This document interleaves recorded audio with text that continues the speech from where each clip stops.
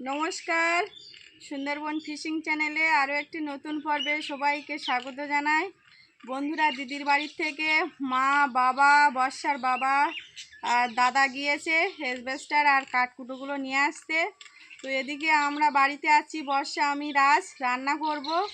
আর বাবা সকালবেলা মাছ কিনেছে, একজনের কাছ থেকে নিয়ে যাচ্ছিল গ্রামের একজন খালের থেকে। সে বড় বড় ট্যাংরা মাছ আর বড় বড় পুঁটি মাছ ধরেছে, তো সেই মাছ কিনে নিয়েছি ওনার থেকে। এই যে দেখুন, এই যে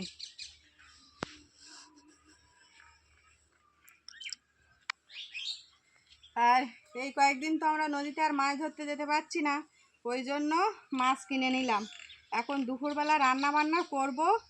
আর এই যে বাড়ির এই ডেমো শাক দিয়ে আলু আর ট্যাংরা মাছ রান্না করব। আর ভাবছি বড় বড় পুঁটি মাছ টক করব। এখন বাড়িতে কেউ নেই, রাজকে নিয়ে কীভাবে রান্নাবান্না করবো তা বুঝতে পারছি না। ও এখন ঘরের মধ্যে আছে। তো বর্ষার বাবা সকল দর্শক বন্ধুর উদ্দেশ্যে কিছু কথা বলবে, আপনারা তাহলে পুরো ভিডিওটা স্কিপ না করে আজকে কিন্তু দেখতে থাকবেন। তো এখন ডেমো শাকগুলো তুলে নিই, তারপর মাছ কাটবো, সাথে থাকো।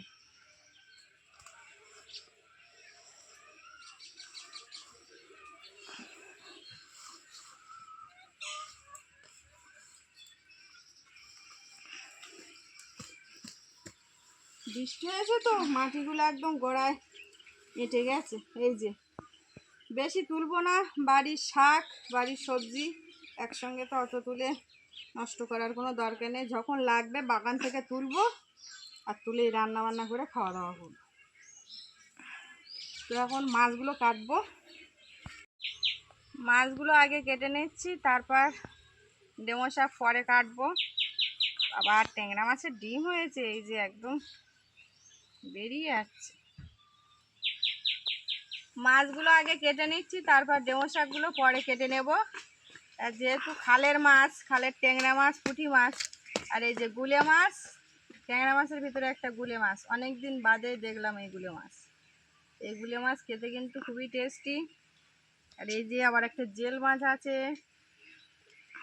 আর পুঁটি মাছের সাইজগুলো কিন্তু খুব ভালো হয়েছে।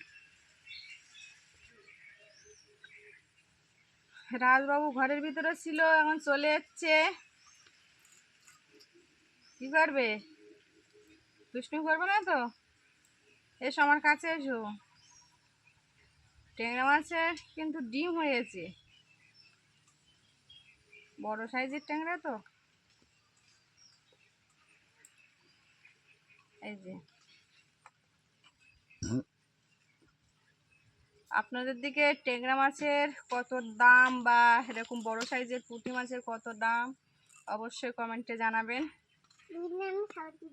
হ্যাঁ, কি খাবে? ট্যাংরা মাছ খাবে?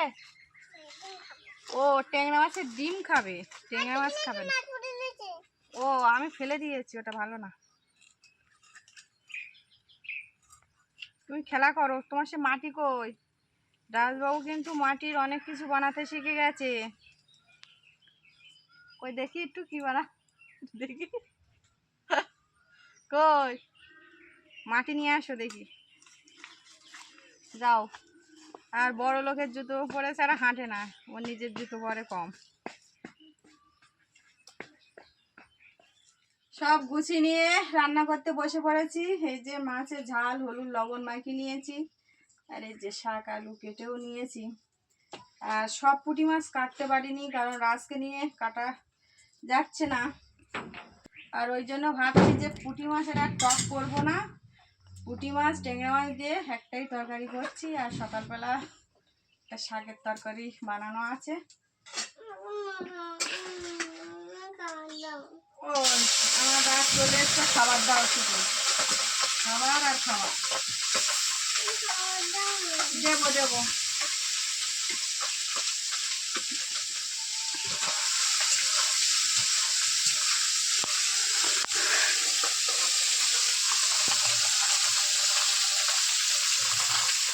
ট্যাংরা মাছগুলো এই কড়াইতে ভেজে নেব।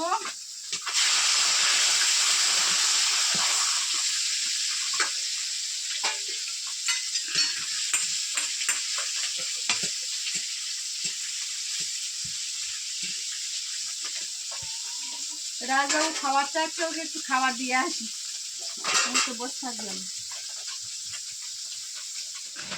পুঁটি মাছগুলো ভাজা হয়ে গেছে, এবার উঠিয়ে নিচ্ছি।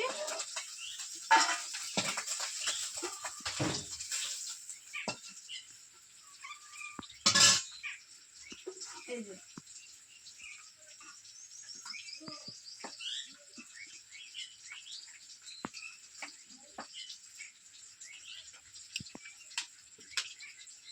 এবার তরকারিটা বসিয়ে দিচ্ছি। প্রথমেই দিয়ে দিচ্ছি 5 ফোড়ন, এই যে কাঁচা লঙ্কার পেঁয়াজ। এবার ডাঙর শাক আলু দিয়ে দিচ্ছি।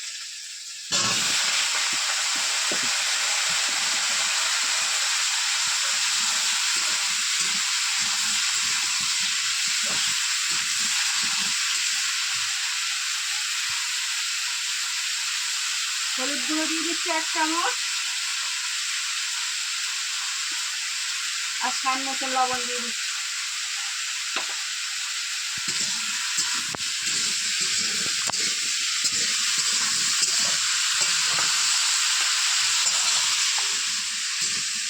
সামান্য একটু জল দিয়ে তরকারিটা কষিয়ে নেব। আর এদিকে কিন্তু গরমও লাগছে ভালো। বৃষ্টি কিন্তু হয় দুপুরের দিকে, নাই সন্ধ্যার দিকে আর কি হচ্ছে, তবু গরম কিন্তু যাচ্ছে না। আজকের এখনো বৃষ্টি হয়নি, তবে সন্ধ্যার দিকে হতে পারে। এরকম হয়ে যাচ্ছে কদিন, হয় দুপুরে নাই সন্ধ্যা থেকে শুরু হয়ে যাচ্ছে।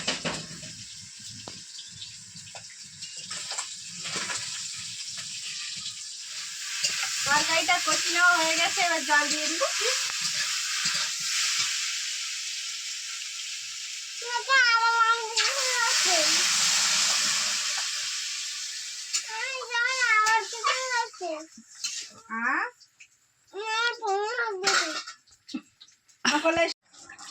তরকারি ফুটে গেছে, এবার মাছ দিয়ে দিচ্ছি।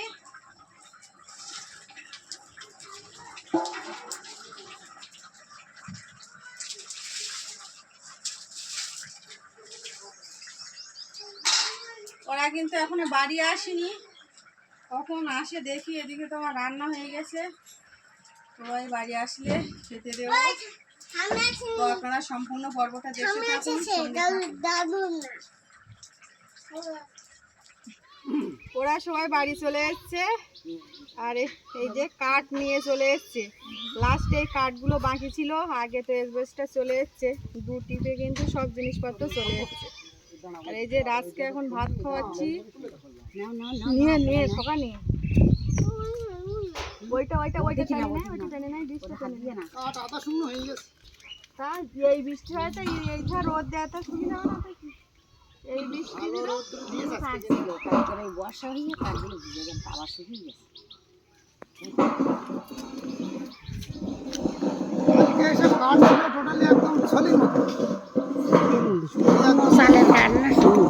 শব্দ হচ্ছে, ওটা রাখো, ওটা তোমার জন্য নিয়ে আসছি।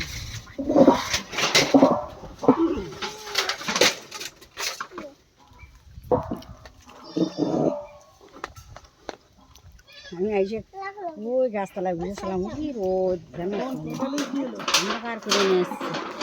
টোটালি তো দেখলেন যে এই 2 দিন কতটা মোটামুটি হেপার ভিতরে আছি। সব শেষ, বাড়ি এসে গেছে, এটাই হচ্ছে বড় শান্তি। কারণ বলার নেই, এই এত রৌদ্র, এত আকাশ ভালো, তো হঠাৎ আবার বৃষ্টি আসলেও আসতে পারে, কোনো গ্যারান্টি নেই। আর বৃষ্টি হলে তাও মেনে নেওয়া যায়। বৃষ্টির থেকে বেশি সমস্যা হচ্ছে বজ্রপাত। মানে গতকাল আমাদের এখানে যে বজ্রপাত হয়েছে বলে বোঝানো যাবে না। আমাদের এখানে পাশাপাশি 2 গ্রামে 2 গরু মারা গেছে। গরু কি মাঠে ছিল? মাঠে ছিল। আর তারপরে আমাদের এটা হচ্ছে সুন্দরবন অঞ্চল, সামনেই সুন্দরবনের গভীর জঙ্গল।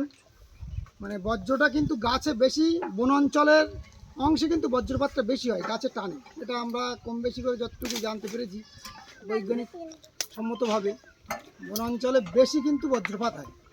আর সেটা ভাতে নাতে প্রমাণ, আমাদের এইসব এলাকায় প্রচুর পরিমাণে বজ্রপাত হয়, মানে বাড়িতে থাকার মতো না।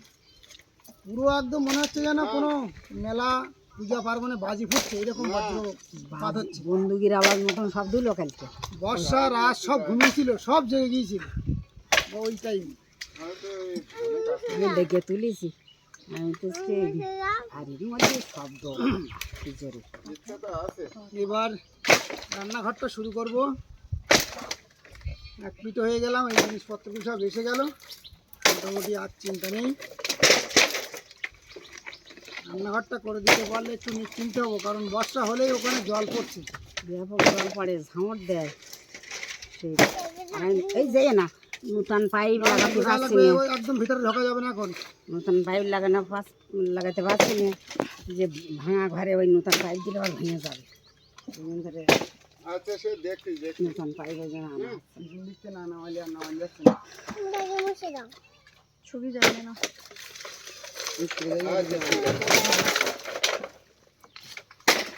গাড়ির থেকে কিন্তু প্রায় কাঠ খালি করা শেষের পথে, আর যখন গাড়ি এসেছিল তখন মনে হচ্ছিল যে অল্প কাঠ, আর এখন দেখুন যে নিচে দিয়েছে অনেকটাই কাঠ দেখাচ্ছে, আর অনেকটাই একটু কাঠ। মোটা কাঠগুলো এক সাইড। দাদার আর বর্ষার বাবার খেতে দিলাম, আর বর্ষার রাস আর বাবার আগে খাওয়া হয়ে গেছে ওদের। আর আজকে রান্না করেছি পান মিশালি একটা শাক, আর ডেমো শাক, আলু, ট্যাংরা মাছ, পুঁটি মাছ একসাথে দিয়ে রান্না করেছি।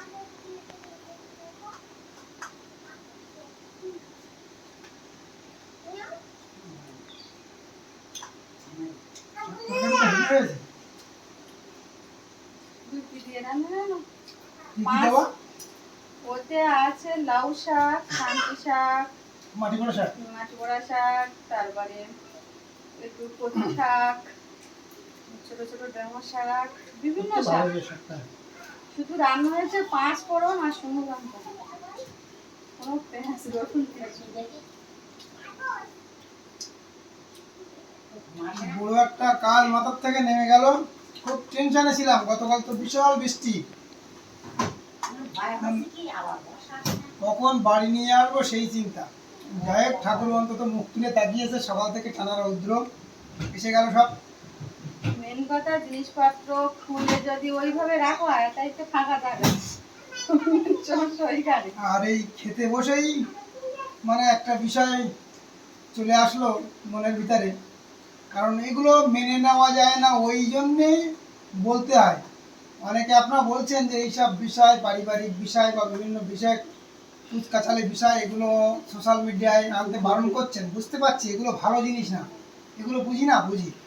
কিন্তু মানুষ যখন নিরুপায় হয়ে যায়, দেলের গায়ে পিঠ থেকে যায়, তখন কিন্তু কিছু কিছু কথা বলতে বাধ্য হয়, এবং সত্যি কথা, উচিত কথা, সেগুলো কিন্তু শুনতে খারাপ লাগে। আজকে মানুষের ধারণা যেটা হয় সেটা কিন্তু কাজ করেন অনেক সময়, অনেক ক্ষেত্রে, অনেক ব্যক্তির ক্ষেত্রে। আজকে আমরা কি কেউ ভেবেছিলাম যে আমাদের বিগত সরকারে যে শিক্ষামন্ত্রী সবাই কত ভালোবাসতো, কত বিশ্বাস করতো, তার ব্যাকগ্রাউন্ড ছিল আলাদা, একদম একটা ইতিহাস, যেটা ইতিহাস হয়ে থাকবে। তা এইরকমই খাওয়া দাওয়া, অনেকে বলছে আমরা খাওয়ার জন্য পড়ে থাকি, বা ওই দিনের ওই খাওয়াটা জন্য আমরা এত কিছু বলছি। ওই দিনের খাওয়াটা বড় বিষয় না, ওটা একটা মানে এই যে ঘরের পূজা, ঘরে গৃহপ্রবেশ অনুষ্ঠানের উদ্দেশ্যের খাওয়াটা ব্যাপারটা আলাদা, একটা অনুষ্ঠানকে কেন্দ্র করে সাধারণ ব্যাপার আলাদা। কেননা খাওয়া দাওয়ার অভাব আমাদের বাবা মা বিশেষ করে আমাদের দেয়নি। খাওয়া দাওয়া যদি কন্ট্রোল করতো তাহলে অন্তত আরও বিষয় সম্পত্তি বাড়াতে পারতো। কারণ এই যে আমাদের যা কিছু অল্প একটু যা আছে, এটা কিন্তু বাবার সার্ভিস পাওয়ার পরে, চাকরি পাওয়ার পরে কিন্তু এই জমি জায়গা করিনি বাবা। এগুলো বাবার সব সুন্দরবনের জঙ্গলে, তখন কাঠের ব্যবসা ছিল, পারমিশন ছিল, গাছ কাটার, গোরান কাঠের ব্যবসা ছিল বাবা। ওই গোরান কাঠের ব্যবসা করে জঙ্গল থেকে কাঠ কেটে এনে কাকদ্বীপে নামখানায় বিক্রি করতে যেত। বিশাল বড় বড় নৌকা, যেগুলো ধলাই বোট বলি, এখন অনেকে ধলাই বোট বানিয়েছে, কাঠো নৌকা, বিশাল সাইজে। ওই নৌকায় 10 জন 20 জন করে সুন্দরবনের গভীর জঙ্গলে গিয়ে 1 মাস, আমি তখন ছোট, মানে আমার ভালো রকম মনে আছে, বাবা যে বছর চাকরি পায় আমি সে বছর ক্লাস মানে 1-এ উঠবো, ছোট মানে আমি, মানে আমার বছর 5-5.5 বয়স, 6 বছর হলে ক্লাসে উঠতে হবে। ওই সময়ের কথা মনে আছে। আর বাবা জঙ্গল কাজ করছে, কিন্তু আমার হওয়ার মানে আমার বয়স ওখানে ওই 5 ধরুন 5.5, আর টোটাল বাবা জঙ্গল কাজ করেছে 14 বছর। তাহলে তার আগে 9 বছর, মানে আমার জন্মের 9 বছর আগের থেকে বাবা কিন্তু সুন্দরবনের জঙ্গলেই কাঠ কাটার কাজ করত। জমি জায়গা, ঘর বাড়ি, পাকা ঘরটা তো আপনারা দেখেছেন ভিডিওতে, যে এই তো এখান থেকে 3 বছর আগে, 3.5 বছর আগে ছাদ দিয়েছিলাম আমি। তার আগে বাবা মানে আয়লা হয়েছিল 2009 সালে। 10 সালে আমাদের এই ঘর করা, 10 সালে ওই বসিরহাট নাম ওই দিকের একটা মিস্ত্রির কাছ থেকে বানানো, ওনা মানে এখানে আত্মীয় সূত্রে এখানে এসেছিল, তার কাছ থেকেই করে নেয়। এবার জমি জায়গা বিষয় সম্পত্তি বাবার কিন্তু সব জঙ্গলে কাজ করে সেই সময়ের আমলে করা। চাকরি করার পরে আমাদের বাইরের যে জায়গাটা কিনেছে, ক্যানিংয়ে জায়গা আছে, ওই জায়গাটা একমাত্র সম্পত্তি ওটা করেছে। আর সম্পত্তি বলতে আমরা 3 ভাই বোন বাবা। এখন কতটুকু কি করেছে মোটামুটি যাই হোক, 10 জনের সাথে আমরা চলার মতো এটুকু ক্ষমতা রাখি। এটা অহংকারের বিষয় না, 10 জনের সামনে কথা বলা, 10 জনের সঙ্গে চলা, মিলেমিশে সবাই কম বেশি সবাই ভালোবাসা, সকলের ভালোবাসা নিয়ে সবার সাথে মিলেমিশে চলতে পারি, চলি। আর দাদা তো জানেন আপনারা সবাই, দাদাও স্কুল টিচার, ও ক্যানিংয়ে থাকে। এবার এই হচ্ছে ব্যাপার, আমাদের খাওয়ার অভাব আমাদের নেই, খাওয়ার জন্যে আমরা শর্টকাট করি না।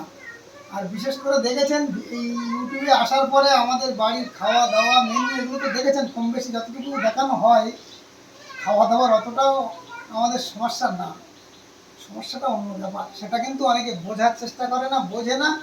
অহেতু কিছু কিছু মানুষ হঠাৎ একদিন এসে ভিডিও দেখছে, একটা ভিডিও দেখে এসে একটাই মন্তব্য করে বেরিয়ে যাচ্ছে, তোমরা কি তোমাদের খাওয়া হয় না, ওই দিন খাওয়াটা না হলে তোমাদের হবে না। বিষয়টা এটা হবে কখনো? আজকে এই মানুষটা এসেছিল কিন্তু ওই অনুষ্ঠান কেন্দ্রিক, কোথায় হারিয়ে গেছে ভিড়ের মধ্যে। এটুকুই বলার, খাওয়া করার অভাব আমাদের নেই, আমাদের বাবা মা দেয়নি। আর মানুষের সাথে কিভাবে চলতে হবে, মিশতে হবে, এটুকু শিক্ষা মা বাবা দিয়েছে। আর সেটা আশা করি গড় এভারেজে আমাদের ভিডিও যারা ফার্স্ট টু লাস্ট দেখছেন তারাই একমাত্র সঠিক মন্তব্য করতে পারবেন। একদিন হঠাৎ এসে একটা ভিডিও দেখে এসে মন্তব্য করলো, তাতে আমি রাগও করি না, কারণ আমি তো দেখতে পাচ্ছি এই মানুষটা প্রথম কমেন্ট দেখছি, মানুষটার জীবনে দেখিনি। 3 বছর 3.5 বছর আছে ইউটিউবে, তার জীবনে কোনো মতামত দেখিনি, হঠাৎ আজকে মতামত দিচ্ছে, সে আমাকে উপদেশ দিচ্ছে, তাতে আমার তাকেও আমি ভালোবাসা রিয়েক্ট করছি, সে তো না জেনে করছে।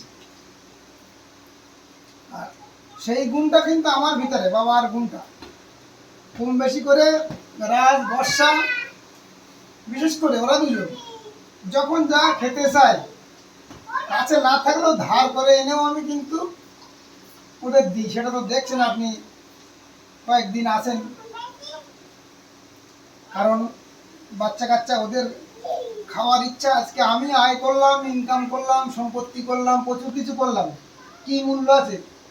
বাচ্চাদের মুখে যদি তাদের ইচ্ছা মতো তাদের কিছু খাওয়া দাওয়া যদি না দিতে পারি, তাদের পছন্দের একটা পোশাক যদি না দিতে পারি, শুধু সম্পত্তি বানিয়ে তো লাভ নেই কোনো, নাকি? আর দাদার সাথে পরিচয় আমাদের 3 বছর, মানে আমাদের এই চ্যানেলের ইউটিউবে, এই চ্যানেল বলতে কি ইউটিউবে আমরা এসেছি, সেখান থেকে প্রথম দিনের থেকে দাদার সাথে প্রথম একদম চ্যানেল ভিডিও শুরু করার থেকে দাদা আমাদের সাথে পরিচিত এখনো আছে দাদা। আর এই কাজ কর্ম করলাম সঙ্গে একদম ফুল টাইম, যতটুকু পাচ্ছে সহযোগিতা করছে, এটাই বড় বিষয়। এটা স্বপ্ন দেখার মতো যে একজন কলকাতার মানুষ, সে একজন সার্ভিস হোল্ডার, এসি ঘরে থাকে, গ্রামে এসে আমাদের সাথে মানিয়ে নিয়ে আমাদের সাথে গিয়ে সেই ঘর ভাঙা, কাঠ বোয়া, অ্যাডভেস্টার বোয়া, জিনিসপত্র আনা, আমাদের সাথে সে কিন্তু যতটুকু পাচ্ছে সহযোগিতা করছে, সেটা ভিডিওতে দেখেছেন। এর উপরে মোটামুটি মানুষের জীবনে পাওয়ার কিছু থাকে না, এগুলো শুধুমাত্র হয় ভালোবাসার থেকে, আর কিছুর থেকে না। আমি এই ট্যাংরা মাছ দিয়ে ভাত খাচ্ছি। এই ট্যাংরা কলকাতা যারা থাকেন সবাই জানেন ভালো করে, জ্যান্ত ট্যাংরা মাছ 5 থেকে 600 টাকা কেজি, এর নিচে না। তবে ওখানে তো আমাদের 6 দিন 7 দিন কারের বরফের ট্যাংরা মাছ খাই। সকালে কিনলাম 250 টাকা কেজি এখানে। হ্যাঁ, সকালবেলা বাড়ি থেকে 250 টাকা করে কেনা হলো। কালকে বৃষ্টি হয়েছিল না প্রচুর, এই যে রোজ ভালো করে খেয়েছিলাম, আসছিলাম। এই জন্য মাছটা ধরতে পেরেছে ভালো। তোমরা খেয়েছো? তোমরা তো খাওনি। না, না, না, আমরা গল্প করে যাচ্ছি, তোমরা গল্প শুনে যাচ্ছ, কিছু বলছো না তো। খাইনি, আমি বুঝে গেছি, বসেও খাইনি। তোমরা খেয়ে নাও, খেয়ে নাও, আমাদের তো কিচ্ছু লাগবে না। দাদার কি ভালো লাগে কেমন দেখো। বর্ষা রাত খেয়েছে, তোমরা খেয়ে নাও। বর্ষা খাইছি। তোমরা আমাদের সঙ্গে বসতে পারো। আমাকে লেবুটা দাও। রান্নাঘরে এসে গেছি, এবার ভাত বাড়বো, মা আর আমি ভাত খাবো। আর আজকের পর্বটি এখানেই শেষ করছি। পর্বটি কেমন লাগলো অবশ্যই কমেন্টে জানাবেন। যদি ভালো লেগে থাকে লাইক শেয়ার করবেন। আর এখনই যারা আমাদের চ্যানেলটি সাবস্ক্রাইব করেননি, প্লিজ চ্যানেলটি সাবস্ক্রাইব করে আমাদের পাশে থাকবেন। আপনারা সবাই ভালো থাকবেন, সুস্থ থাকবেন। দেখা হচ্ছে আগামী পর্বে।